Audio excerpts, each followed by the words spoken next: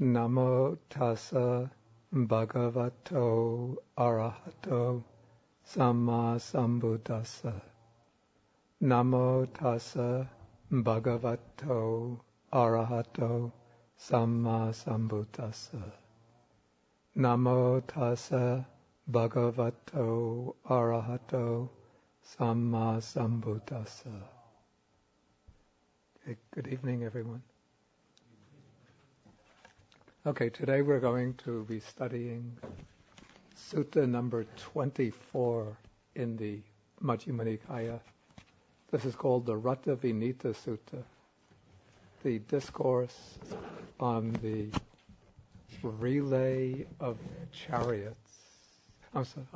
Discourse on the relay chariots. And it's named after the simile which dominates the discourse.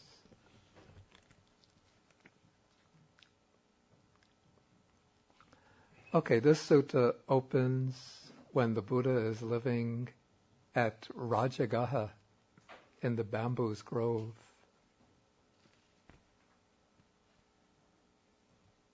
Okay, when the sutta opens, a number of monks, and the sutta uses the expression jati bhumi, which means native land.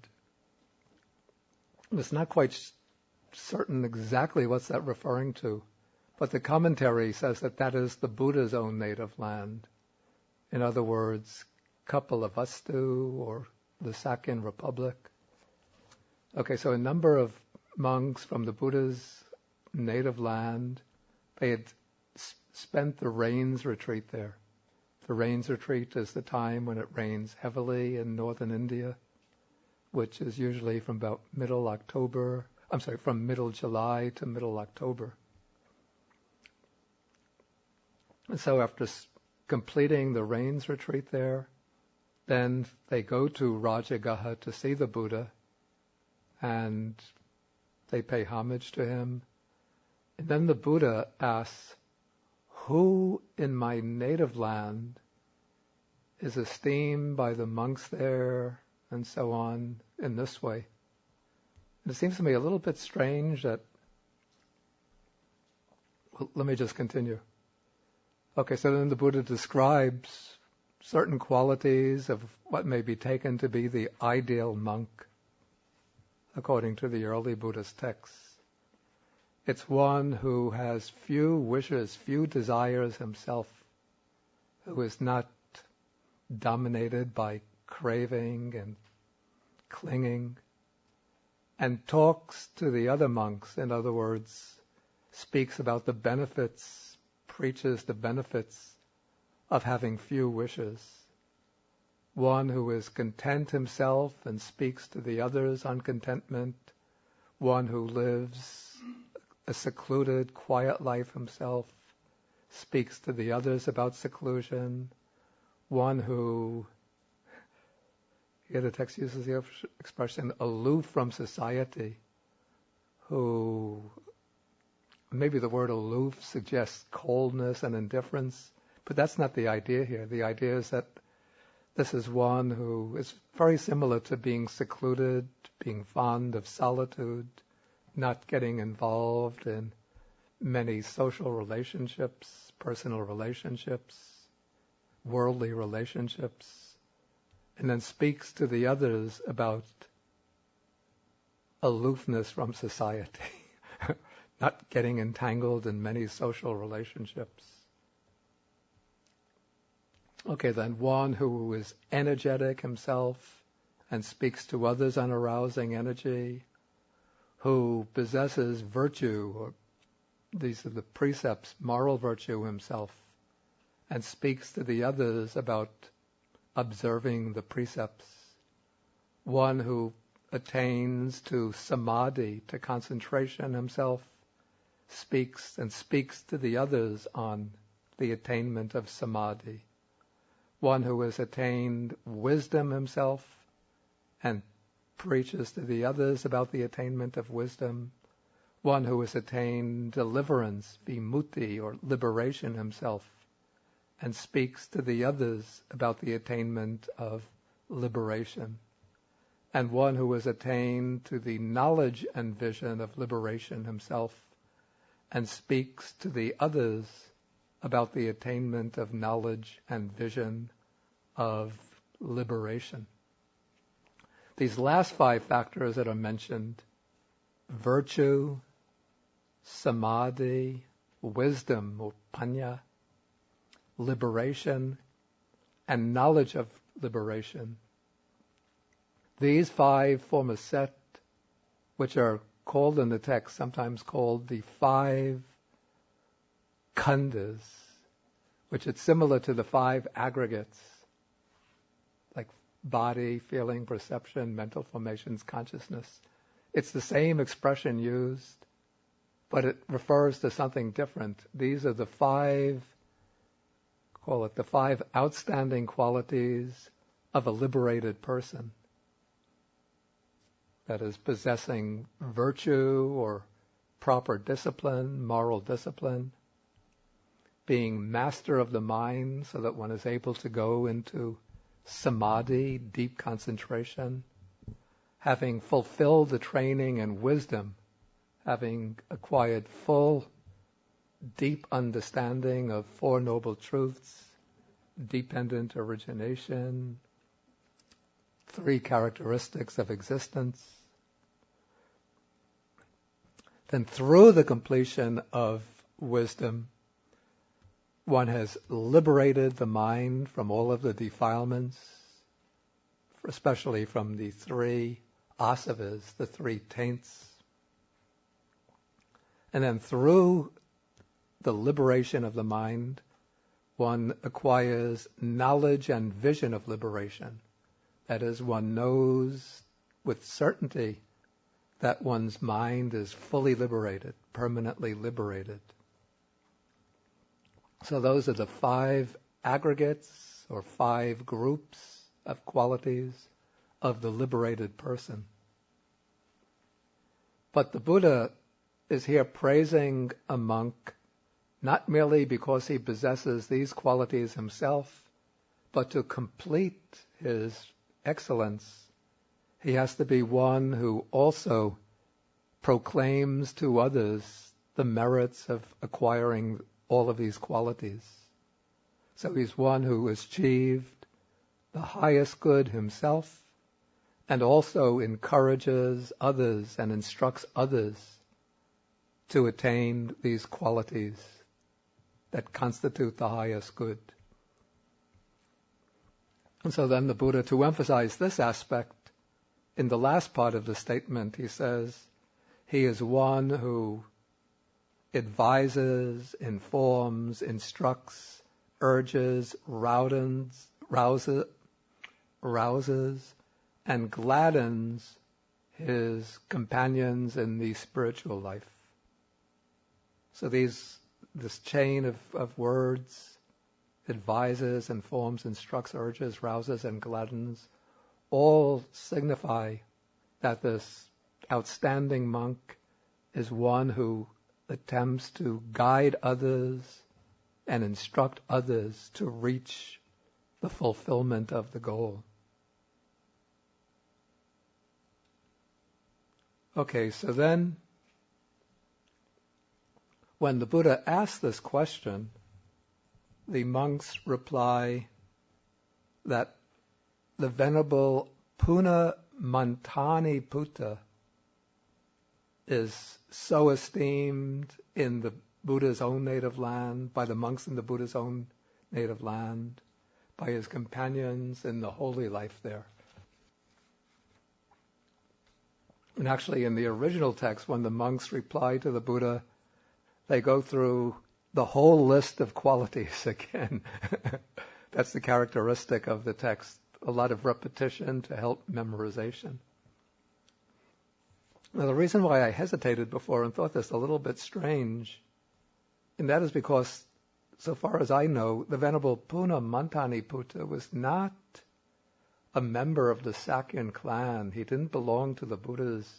He was not a native of the Buddha's land.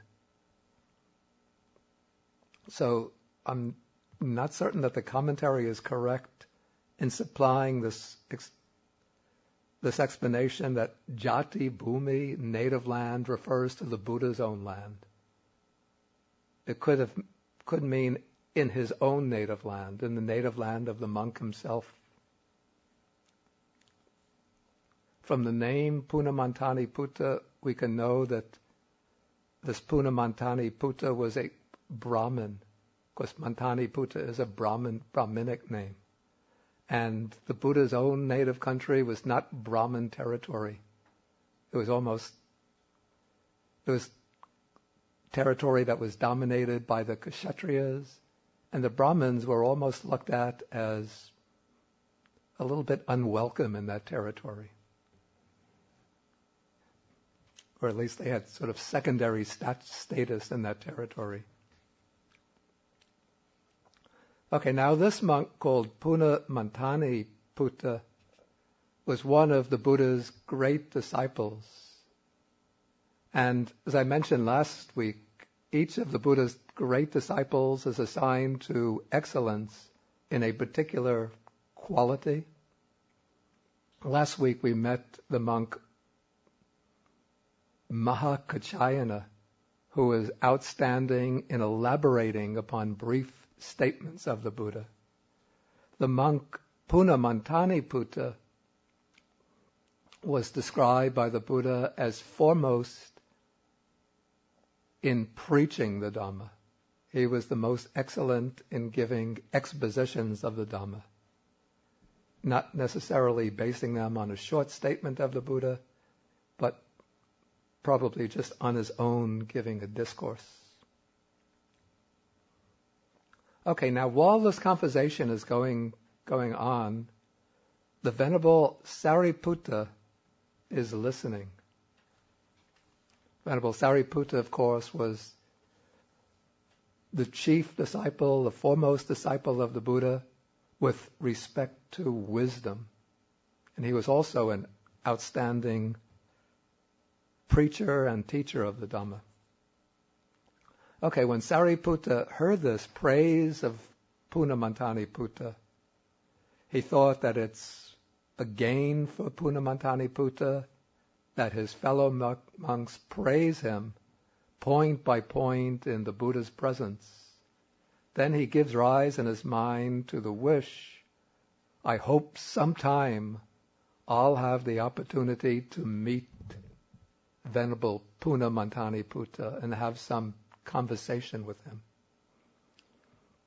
And the fact that Sariputta is thinking this, to me, suggests that the sutta is being situated or set in an early period of the Buddha's teaching career.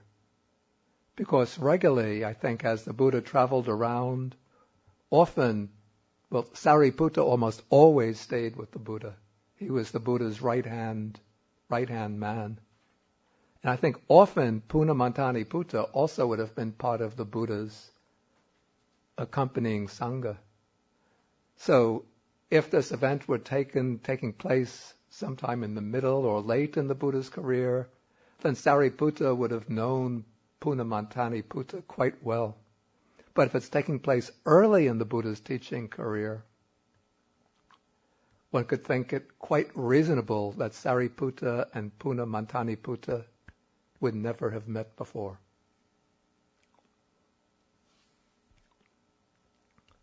Okay, but even though I say that the sutta is situated early in the Buddha's teaching career, there's a little problem that will arise that I'll call your attention to later. Maybe not a little problem, a big problem. Okay, so now sometime later, after the Buddha has stayed at Rajagaha as long as he wants, then he travels to Savatthi. Savatthi is quite a distance from Rajagaha, maybe over 100 miles.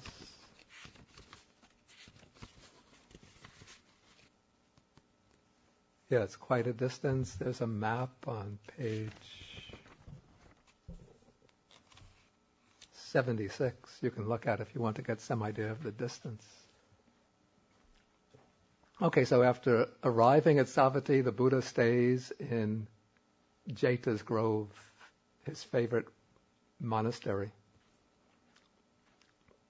Okay, and at that time, Punamantani Putta heard that the Buddha was staying in Savatthi, and so he decided to go visit the Buddha.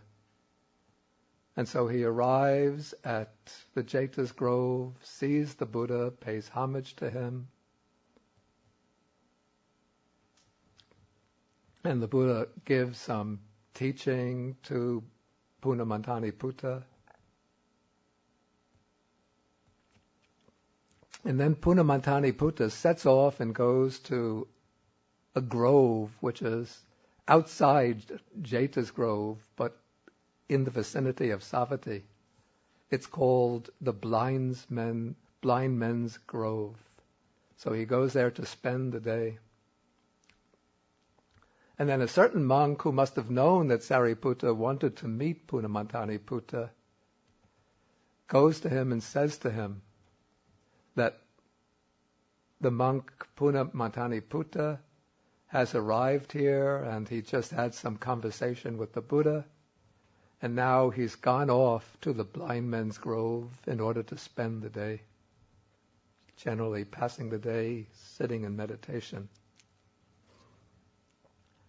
Okay, and so apparently Punamantani Putta is still walking to the Blind Men's Grove. He hasn't arrived there yet. And so Venerable Sariputta picks up his sitting mat and then quickly walks off in the direction of the Blind Men's Grove. And he catches sight of Punamantani Putta and he follows behind him. Okay, so he's never seen Punamantani Putta before, but he must see one monk walking towards the Blind Men's Grove, and he knows this must be the one that I want to meet. Okay, so Puna arrives in the Blind Men's Grove, sits down, spends the afternoon in meditation, and Sariputta also sits down and spends the afternoon in meditation. Okay, then in the evening, that's the time when the monks usually break their meditation. Sariputta gets up from his meditation and goes over to the Venerable Punamantani Putta. They exchange greetings. And then he starts to ask him some questions. And now we have to remember that Punamantani Putta has never seen Sariputta before. And so he doesn't immediately recognize, he doesn't have any way to know who this other monk talking to him is. It could be, he could think it's just some junior monk, some ordinary monk. And so Sariputta is going to ask him what we might understand to be a very subtle series of questions. So he asks him, is the holy life, the brahmacharya, the spiritual life, he's asking him first, are you living the holy life under our Blessed One, under the Buddha? And so Puna replies, yes, friend.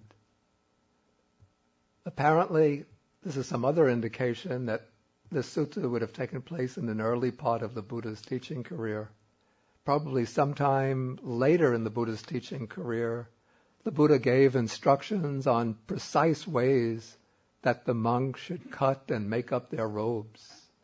So if the sutta took place in the middle or later part of the Buddha's teaching career, then the monks would have been able to recognize each other as Buddhist monks because they would have been wearing distinctively cut monastic robes.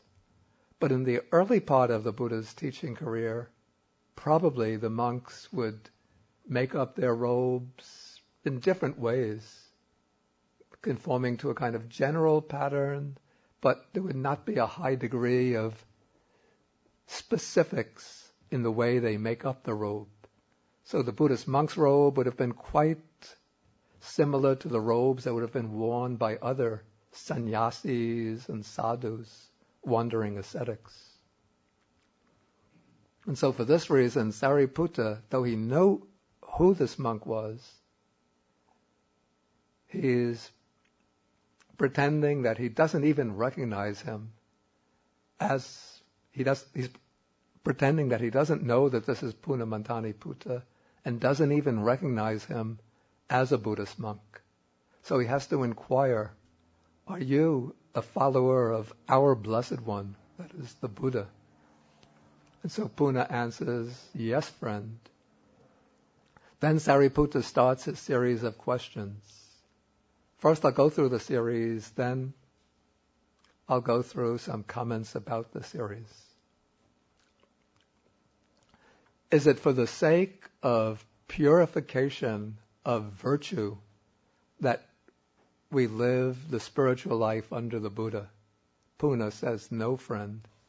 Is it for the sake of purification of mind that we live the spiritual life under the Buddha?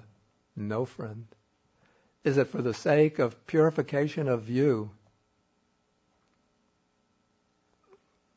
I'll make it a little short. Is it for the sake of purification of overcoming doubt? Is it for the sake of purification by knowledge and vision of what is the path and what is not the path that the holy life is lived under the Blessed One? No, friend. Is it for the sake of purification of knowledge and vision of the way? No, friend. Is it for the sake of purification by knowledge and vision that the holy life is lived under the Blessed One? No, friend.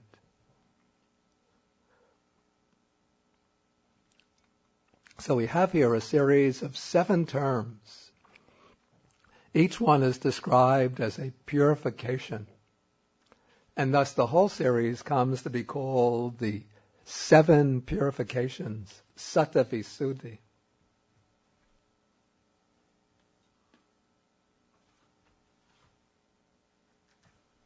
Okay, now Sariputta is indicating or suggesting by his questions that he's not sure what the goal of the spiritual life is. Even though, of course, Sariputta has achieved the goal himself, but he's just feigning ignorance, feigning lack of knowledge, because he wants to draw out some explanation from Puna. It's not that he doesn't actually know the answers. He just wants to see how Puna is going to respond to these questions. Okay, so when Puna answers no to each of the questions, Sariputta shows that he's puzzled. He says, how is it that you answer no to each of these questions? And then finally he says, what is the purpose? For the sake of what is the spiritual life lived under the Blessed One? And then Puna says, it is for the sake of complete or final nibbana without clinging that the spiritual life is lived under the Blessed One. Okay, so the final goal is nibbana. Okay, and now Sariputta asks another series of questions. It seems the answer should have already been obvious, that if the 7 purifications are not the goal of the spiritual life, and nibbana is the goal, then it seems these questions should not even be necessary, but Sariputta asks them anyway. He says, is purification of virtue final nibbana without clinging? No, friend. And so for each of the other purifications, he says, is this purification, is that purification final nibbana without clinging? And the answer is no, friend.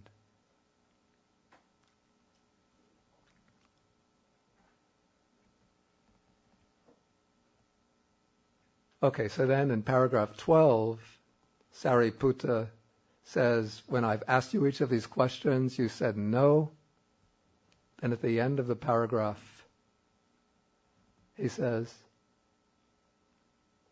going back to paragraph 11, at the end of paragraph 11, after he gets the answer that none of these purifications could be identified with final nibbana without clinging, then he says, is final nibbana without clinging to be attained without these states, without these purifications?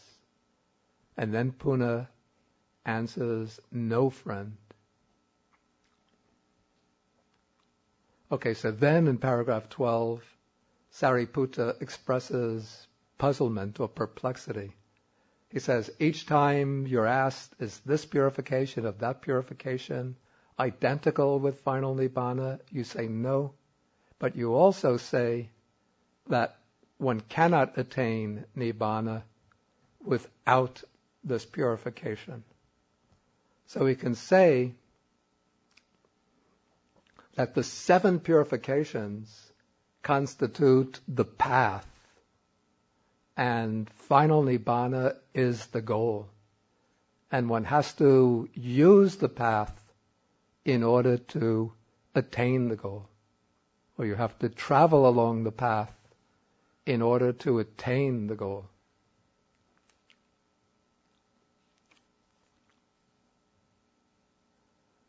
Okay, paragraph 13, Punamantani Putta is going to explain how to reconcile these two statements that none of the purifications is final nibbana, and yet one cannot attain the goal without these 7 purifications.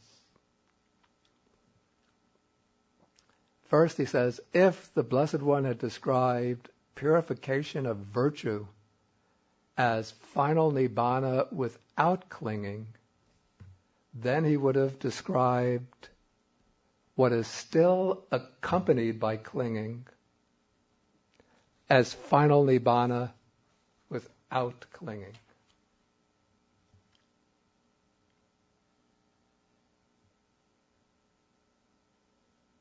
Here, the important word is upadana.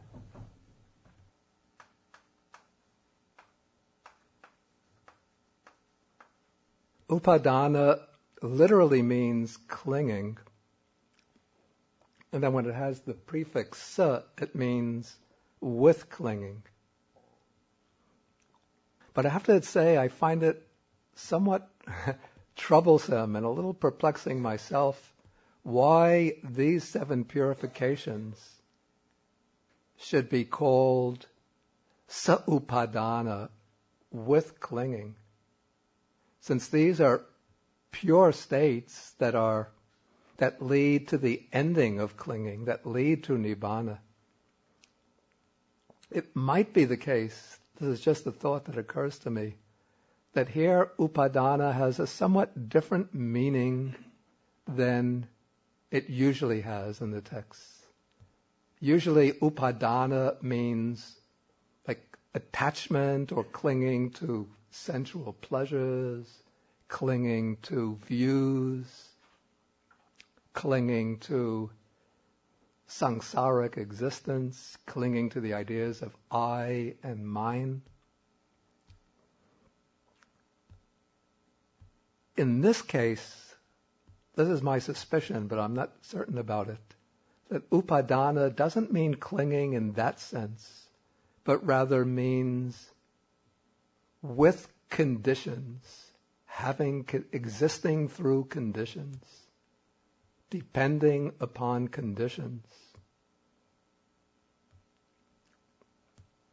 And then final nibbana without clinging means both nibbana as the end of all clinging in the gross sense, clinging to sense pleasures, clinging to views, and also final nibbana as the state without conditions, the state that doesn't depend upon anything for its existence.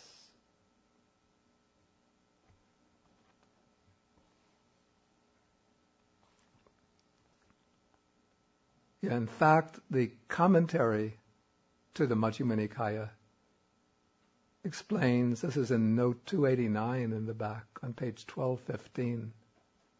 Page 1215. The commentary explains anupada parinibbana, that's final nibbana without clinging, as apacchaya parinibbana, which means final nibbana that has no condition. Then the commentary explains that upadana has two meanings. One meaning is grasping. That's in the usual passage on the four types of clinging. Clinging to sense pleasures, clinging to views, clinging to a doctrine of self, clinging to rules and rituals. Then the other meaning of upadana, according to the commentary, is condition, paccaya. Paccaya is the Chinese yuan. And this passage illustrates that meaning of upadana or clinging.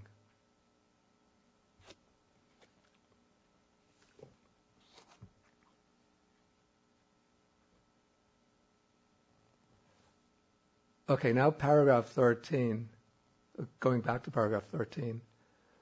The Buddha says, if the Buddha had described purification as virtue, purification of virtue is final nibbana without clinging, he would have described what is still saupadana, what is still accompanied by clinging, as final nibbana without clinging. If the Buddha described any of the other 6 purifications as final nibbana without clinging, he would have described what is still accompanied by clinging as final nibbana without clinging. Okay, so the path is not the goal, because the path is still accompanied by clinging, perhaps in the sense of based on conditions, and on the other hand, the goal is anupada, without clinging, without conditions. And yet, one has to use these stages of purification in order to reach the final goal. And Puna indicates this with the next statement. He says, if final nibbana without clinging were to be attained without these states, without depending on these 7 purifications, then an ordinary person would already have attained final nibbana. For an ordinary person is without these states, without these purifications. So, if one didn't need the path to reach the goal, then one could just jump from our ordinary state to the goal, to nibbana, without having to travel along the path. Okay, and then Puna Mantaniputta illustrates this with a simile. He gives a simile referring to the king of the state of Kosala, King Prasenadi. And there's the capital city of the Kosala kingdom is Savatthi, and there's another important city some distance away called Saketa. So suppose King Prasenadi has to travel to Saketa.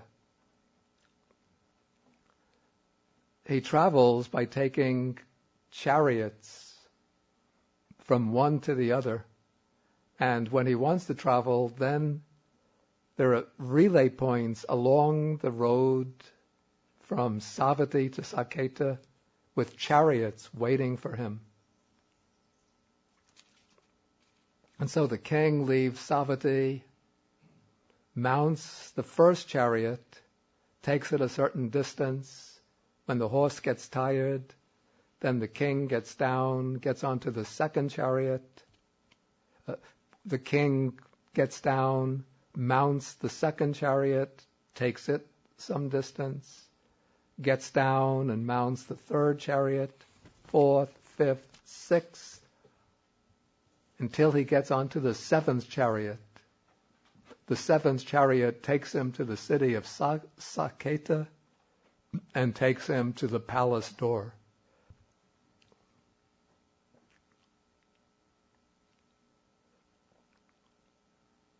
And so then his friends might ask him, did you travel from Savatthi to Saketa by means of this chariot that you're on now, that you just got off?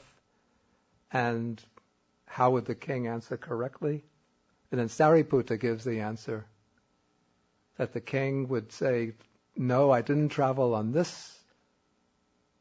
I didn't come all the ways on this chariot, but rather at Savatthi I mounted the first chariot, then I got off and got on the second chariot, all the ways till I reached the seventh chariot, and by means of that chariot I arrived at the palace door of Saketa.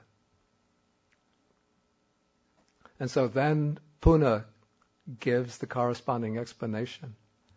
He says, purification of virtue is for the sake of reaching purification of mind. This is the key paragraph in the sutta.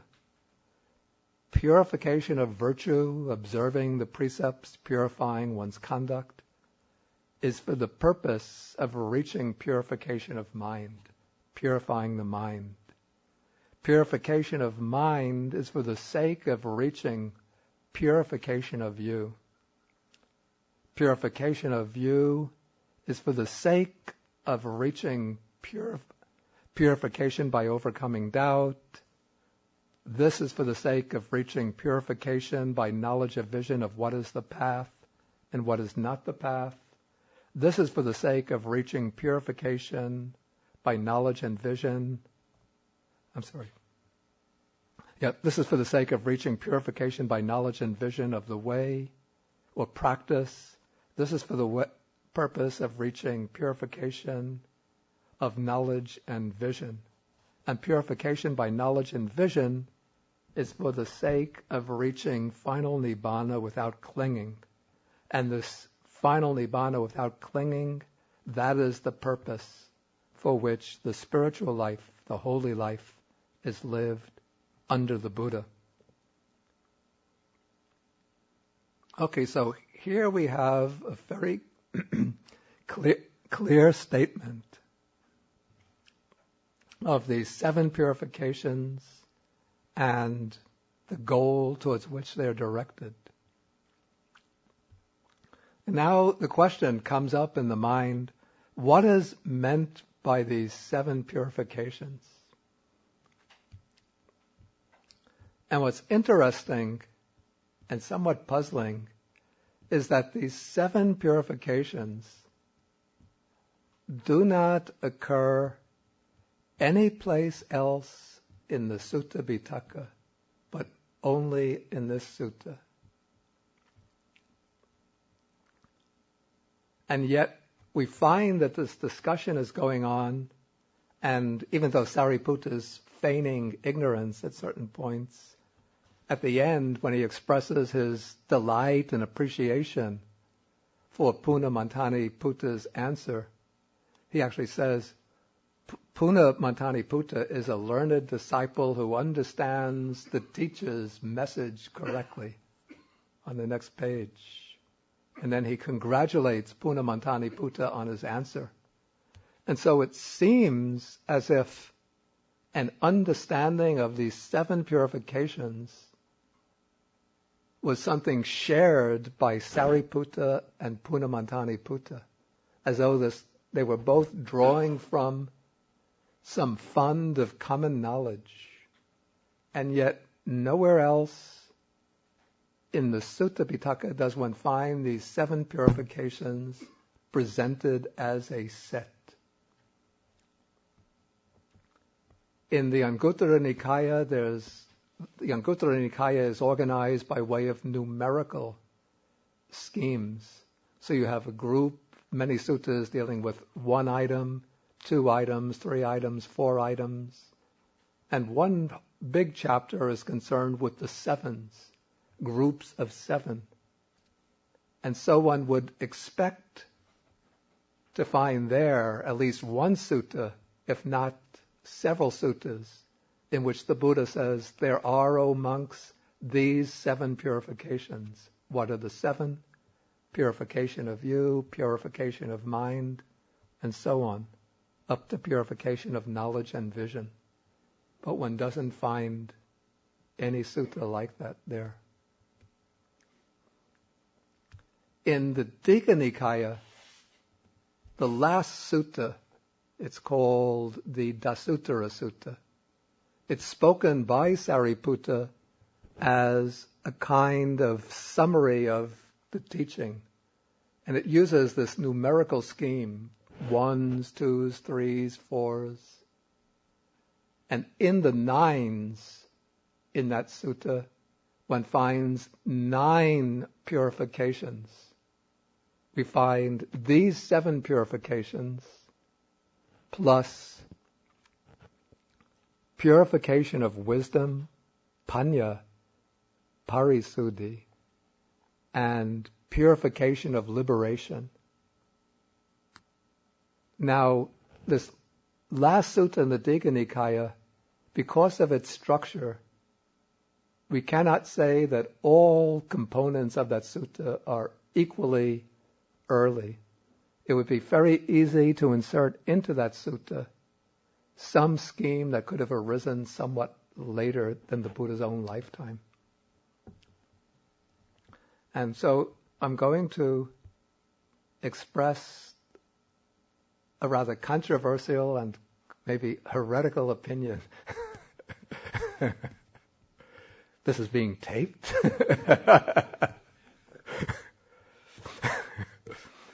Probably, if this tape gets heard by the elders in Sri Lanka, if I try to go back there, visa denied. But I'll express my opinion that even though the sutta seems to be placed at an early time in the Buddha's career, that it didn't actually take place during the Buddha's own lifetime. But that, this is my suspicion, that the scheme of the 7 purifications and the 9 purifications arose at a somewhat later time than the Buddha's own lifetime, maybe a generation, 2 generations later. And the later purifications are just a way of subdividing the training in panya, in wisdom, into different stages. It could have been well based on the experiences of the meditating monks of that period. And yet that scheme was taking on a role of importance in interpretation and explanation of the Dhamma. And so the monks, or at least a group of monks, wanted to find some way to give it canonical authority. And so there may have been a story about a first meeting between Sariputta and Punamantani Putta and about some conversation between them. And so they would have picked up that story and then used the 7 purifications as the topic of their discussion. And in this way inserted the 7 purifications into the canon itself. Another hypothesis, another possibility, that the 7 purifications was not original to the Buddha himself, but was a scheme developed by Sariputta, not by the Buddha. And then other monks would have discussed the 7 purifications, and Punamantani Putta would have heard about them. And so in this way he came to know about them. And this discussion took place without having to ascribe these 7 purifications to the Buddha. This would explain why there's no sutta that comes from the Buddha mentioning the 7 purifications.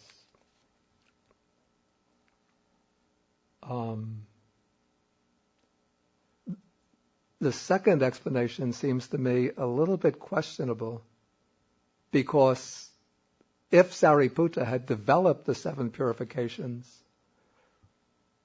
we would expect to find in the canon a sutta in which Sariputta is giving a discourse on the 7 purifications. But there is no such sutta. In the canon, we do find a sutta spoken by the Buddha where he mentions 4 purifications.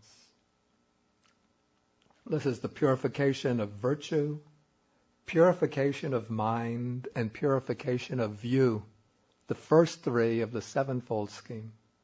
And then purification of liberation, which is the 9th amongst the 9 purifications. But the other purifications we don't find elsewhere in the canon. Now, the scheme of 7 purifications becomes extremely important in the history of Theravada Buddhism for a particular reason. For what reason is that? Anybody know?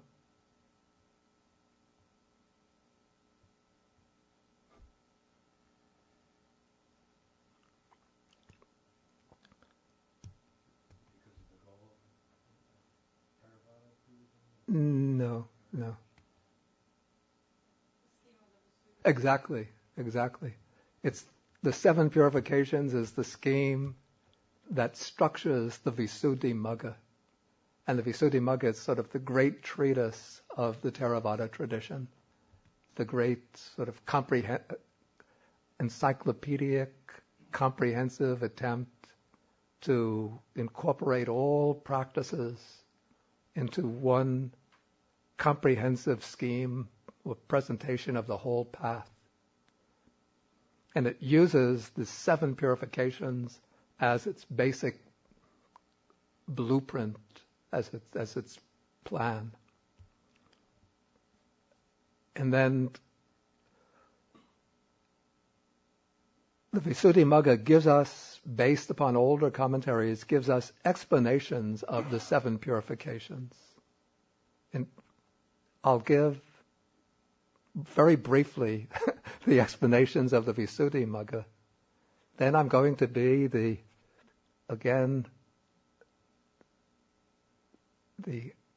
rebellious heretic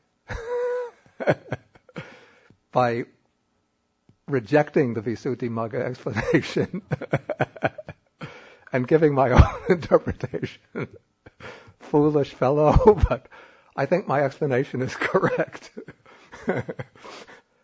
Okay, this is the way the Visuddhimagga explains the 7 purifications.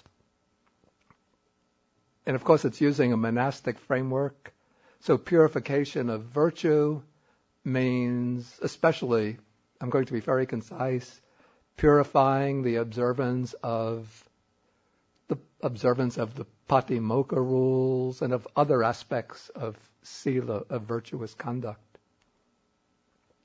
Purification of mind is the attainment of the 4 jhanas, the 4 formless attainments, for those who follow the path of serenity, samatha, or it's something called momentary purification, for those who follow the path of it's momentary kanika samadhi, momentary concentration, for those who follow the path of dry insight meditation. Purification of view means that when the mind becomes clear and pure, one then directs this purified mind, temporarily purified mind, to examine the 5 aggregates and to see that what we call a person is just a composite of 5 aggregates, 12 sense bases, 18 elements, or just a compound of name and form, mental and material elements, nama-rupa. This expression, nama-rupa vavatana, means something like the definition of mentality and materiality. It means that one examines what one takes to be oneself and sees it's just a compound of name and form, and then one breaks the form up into the four elements and name into the four mental aggregates. And one is able to clearly distinguish them in one's meditation. Then the next purification by overcoming doubt. Okay, the way Visuddhimagga explains this,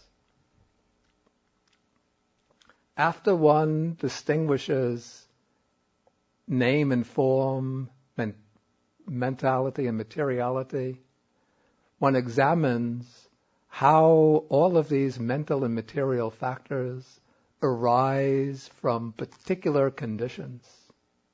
So this is called paccaya parigaha, which means understanding of conditions, understanding conditionality, grasping the conditioned nature of nama rupa, of name and form. So one investigates the conditions for the body, one investigates the conditions for mentality, and then one applies dependent origination to the complex of mind and body, and one sees how this whole mind-body complex is dependently originated.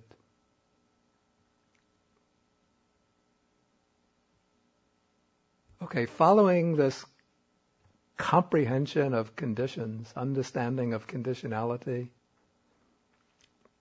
one then starts to investigate the five aggregates in terms of the three characteristics: impermanence, suffering, non-self. First, one comprehends this in a general way. Then one goes into the examination of the rising and falling of phenomena. So one is able to distinguish how phenomena, bodily and mental phenomena, are constantly arising and passing away. And as one does so, as one's insight starts to get sharp, one experiences certain wonderful phenomena. Sometimes one's whole body becomes enveloped in bright light, and one experiences intense joy. The mind can become extremely tranquil. Sometimes one becomes very inspired and uplifted. And if one isn't careful, then one gets carried away by these wonderful and extraordinary phenomena, and one becomes attached to them. That is, according to the Visuddhimagga method, that is not the path, not the right way. The phenomena arise, but one should just go on observing them as impermanent, bound up with suffering and non-self. That is the correct way. And so this is what is meant by knowledge and vision of what is the path and what is not the path.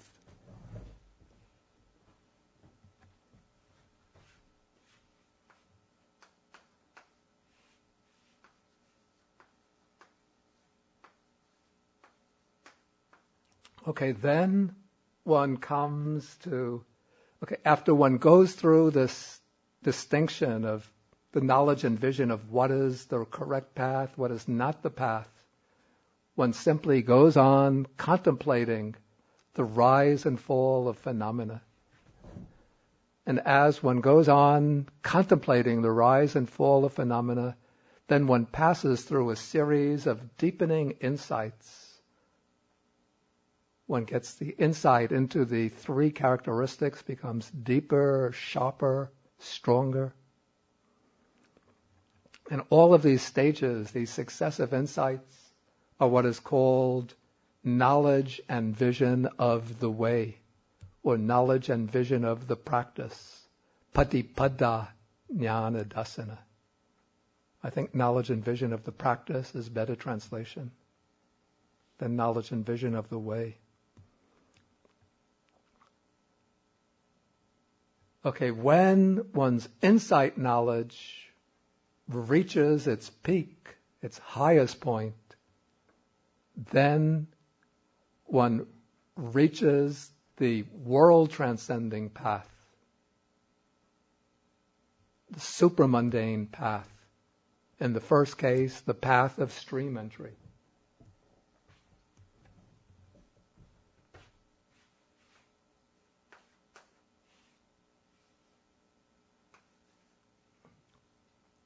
And so for the Visuddhimagga, Jnana Dasana Visuddhi,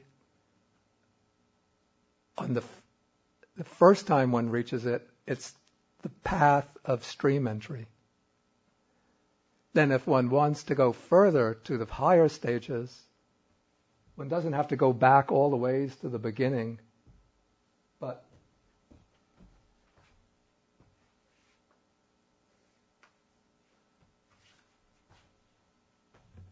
one goes back to the insight knowledges of Patipada Jnana Dasana Visuddhi, knowledge and vision of practice.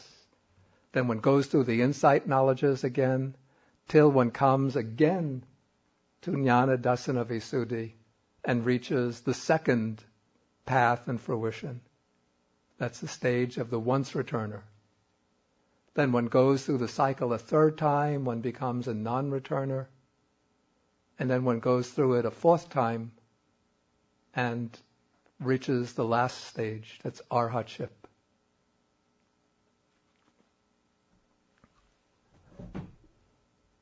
Okay, I've just explained the Visuddhimagga in less than 20 minutes.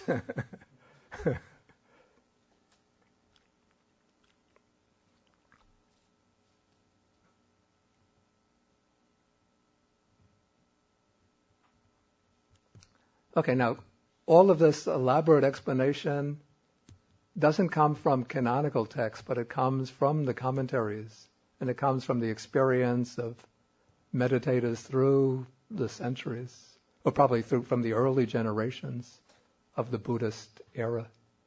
And I'm not saying that it's a wrong scheme. It's actually an experiential scheme.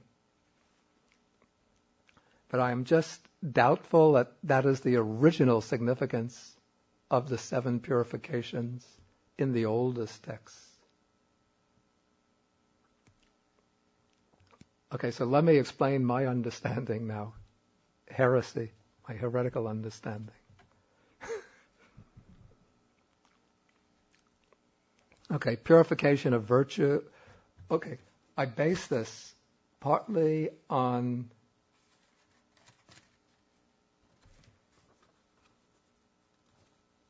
a sutta in the Anguttara Nikaya. This is, if anybody wants to check this, it's the collection of 4, Sutta 194, which mentions 4 purifications.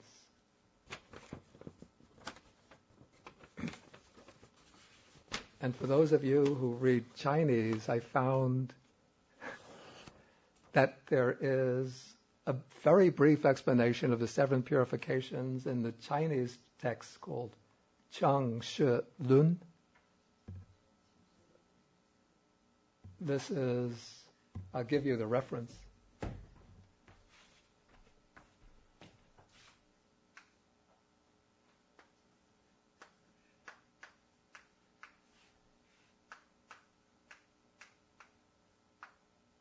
It's very brief, but what I can say about it is that it supports my interpretation.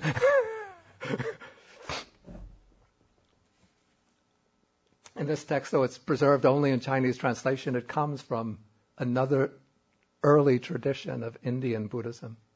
I mean, it was written either in the Sanskrit or probably in a classical Sanskrit and then translated into Chinese. Okay, so going back to the beginning. Okay, purification of virtue, purification of mind, no problem. There's nothing controversial there. When we come to purification of view, according to Anguttara Nikaya 4.194, purification of view is understanding as it really is the Four Noble Truths. And now we find repeatedly in the suttas, understanding the Four Noble Truths is the characteristic knowledge of the stream enterer. That is what marks the attainment of stream entry, is the insight, or rather it's the realization, the comprehension of the Four Noble Truths. So we could think of purification of view as being the triggering event which marks the attainment of stream entry. And maybe in a broader way, we might understand purification of view to be the whole process of purifying one's understanding to the point that one gains the wisdom that brings the attainment of stream entry. And that wisdom is the wisdom that comprehends the Four Noble Truths.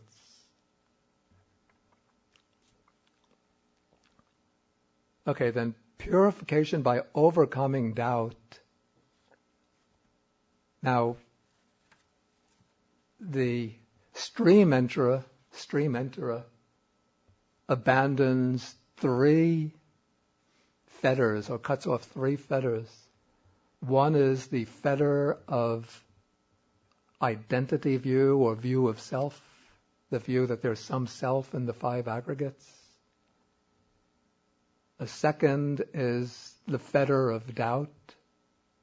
And a third is the fetter of clinging to rules and observances in the belief that they bring purification.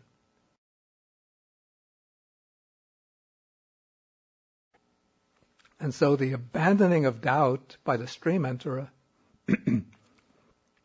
seems to fit quite well with the purification by overcoming doubt. Okay, then there's no text which speaks about the purification by knowledge and vision of what is the path and what is not the path. Though there's some reference to knowledge and vision of what is the path and what is not the path in one somewhat obscure sutta in the Anguttara Nikaya, where it said that the Buddha attains the various states of samadhi, but doesn't become attached to them. So, anyway, the stream enterer is one who has entered the stream of the path, one who has acquired the Noble Eightfold Path, one who possesses the Noble Eightfold Path. That is the stream that the stream enterer has entered. And so from this, it follows quite naturally that the stream enterer will be able to distinguish what is the correct path and what is not the correct path. And so it thus seems natural that when doubt is abandoned, then one can easily discriminate what is the path, what is not the path. And so the knowledge of overcoming doubt, or purification by overcoming doubt, would naturally be followed by knowledge and vision of what is the right path and what is not the path.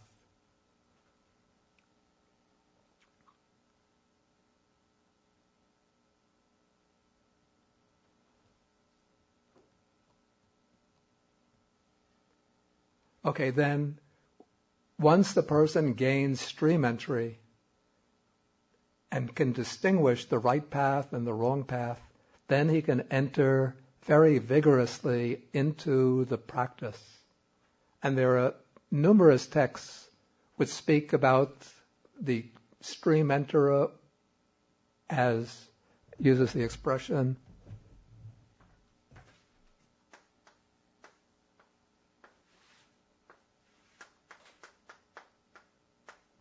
a trainee who is engaged with the practice.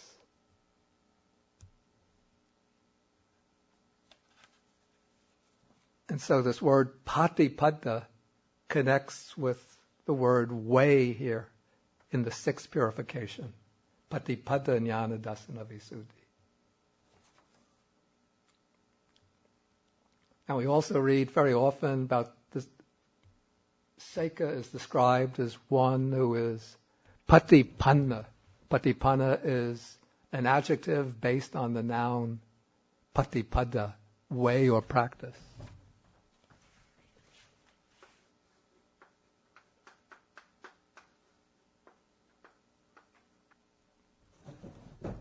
He's one described as practicing for liberation from birth, aging, and death. And so we could say that the purification by knowledge and vision of the way, this is the stage of one who is a stream enterer, once returner, or non-returner, and is continuing to practice for the ultimate goal. Then, this is again my understanding, purification by knowledge and vision. This would be the final knowledge, the final insight that culminates in arhatship. According to the scheme of the 7 purifications, the purification by knowledge and vision is what culminates in reaching final nibbana without clinging. So it seems quite reasonable to take purification by knowledge and vision to be the knowledge, the insight, the wisdom that climaxes in the attainment of nibbana itself, or liberation. And so in this way, the 7 purifications, it's not a series that one goes through 4 times in order to reach the final goal, but the 7 purifications are the whole path ending in the final goal. Doesn't it seem reasonable? Let's take a vote on it. Okay, just to conclude the sutta, it's a nice conclusion. After Puna gives his explanation, Sariputta again feigns as though he doesn't know the identity of the monk in front of him. So he says, "What is your name?" And the monk says, "My name is Puna, and my last name Mantani Putta." Then Sariputta congratulates him on giving such an excellent and correct explanation. And then Puna asks the monk before him, he says, "What is your name? And how are you known?" And he says, "My name is Upatissa, and my last name is Sariputta." And then Puna is somewhat embarrassed by this, and he says, "I didn't know that I was talking to the Venerable Sariputta." He says, "The disciple who is like the Master himself, like the Buddha himself."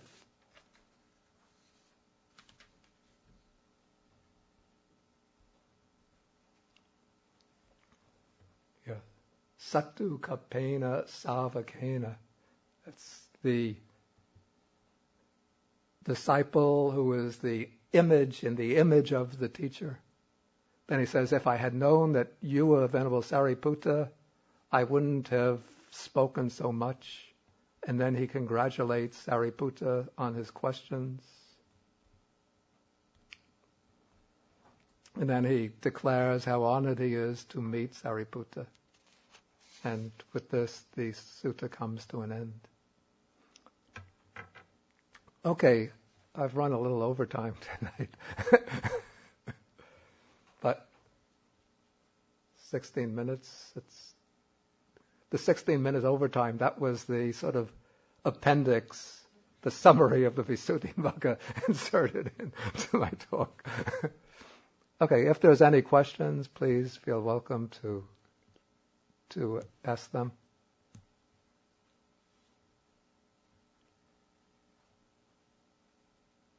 Don't be shy. Yeah. Well, the seven purifications, as described in the Visuddhimagga, seem much more daunting than the latter description, which is familiar at least with what I read in the sutras and as you described. Okay, you say the system in the Visuddhimagga, it's much more daunting.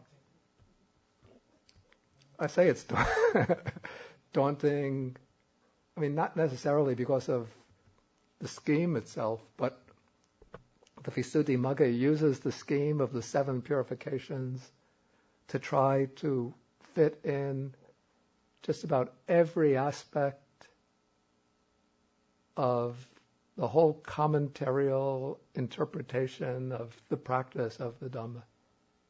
So you get like one purification, Citta Visuddhi, purification of mind, then it uses that. It takes the scheme of 40 subjects of meditation and it puts that into purification of mind, and then it explains each subject of meditation, some of them in quite extensive detail. Sometimes I have to say, very frankly, the explanations are so complex that it makes it difficult to practice. Whereas if one takes simpler methods of practice, then one doesn't have to be so complex in the explanation. And then when it comes to the development of wisdom, it takes the scheme of the 10 or 12 insight knowledges and incorporates that within the 7 purifications. I mean, I have to say that the scheme of the insight knowledges, it's quite useful for laying out different sub-stages of experience. But if you just study it, it does seem daunting.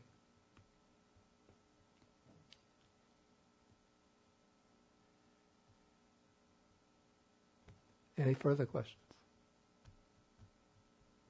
Oh, I wanted to give just the explanation of the 7 purifications from the Changshi Lun, if I remember them correctly. I just found them a little bit before the class, a few minutes before the class. Purification of virtue, Jiajing. That is pretty much the same as in the Pali, observing the rules of the Patimokkha. Shinjing, purification of mind, is the attainment of Chanding, of jhanic samadhi.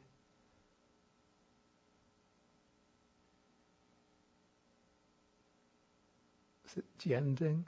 Purification of view. It explains purification of view is the abandoning of Sakkaya Ditthi, of Shanjian. The abandoning of identity view, personality view. Then it explains purification by overcoming doubt. I think it's Du I Jing. I'm not sure, but look it up.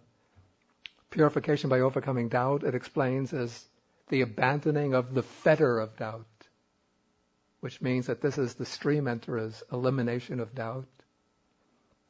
Then it explains purification of what is the path and not the path as the abandoning of attachment to rules and observances.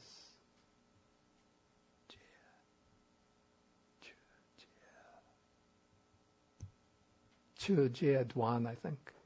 Or Duan Chu Jia.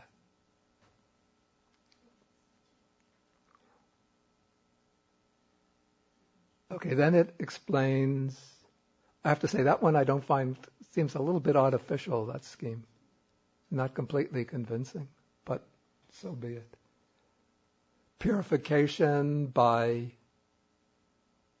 practice, purification of the practice, I think it explains as the deepening of insight, the deepening of knowledge.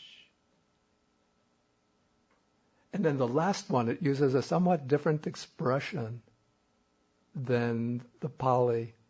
It wouldn't be translated purification by knowledge and vision, but maybe purification by knowledge and vision of abandoning. And then it explains that, I think, is the abandoning of defilements, the abandoning of all defilements, or maybe the abandoning of all the fetters, something like that. I didn't write down the explanation.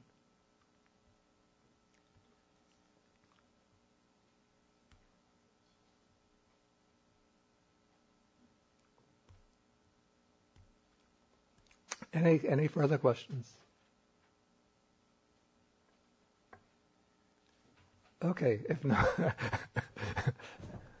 if no questions, then we'll end for the evening.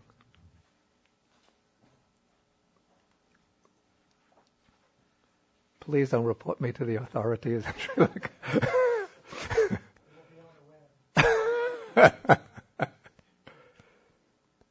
Maybe with a number under him, like a mugshot, wanted, not dead or alive, since they can't kill in Buddhism, but wanted alive.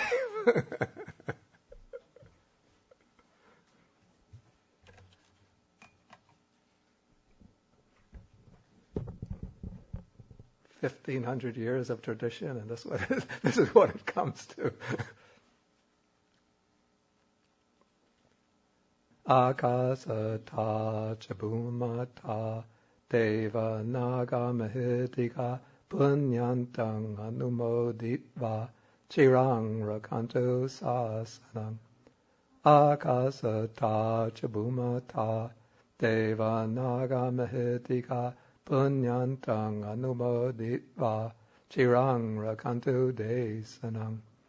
Akasata chabhumata Deva naga mahitika punyantang anumoditva chirang rakanto mang parang. Etavatacha ammehi sampadang punya sampadang sabbe deva anumodantu sabba sampati siddhya. Etavatacha ammehi sampadang punya sampadang sabbe bhutanumodantu Sabba sampati siddhya etavatacha amhehi sampadang punya sampadang sabbe sata anumodantu sabba sampati siddhya.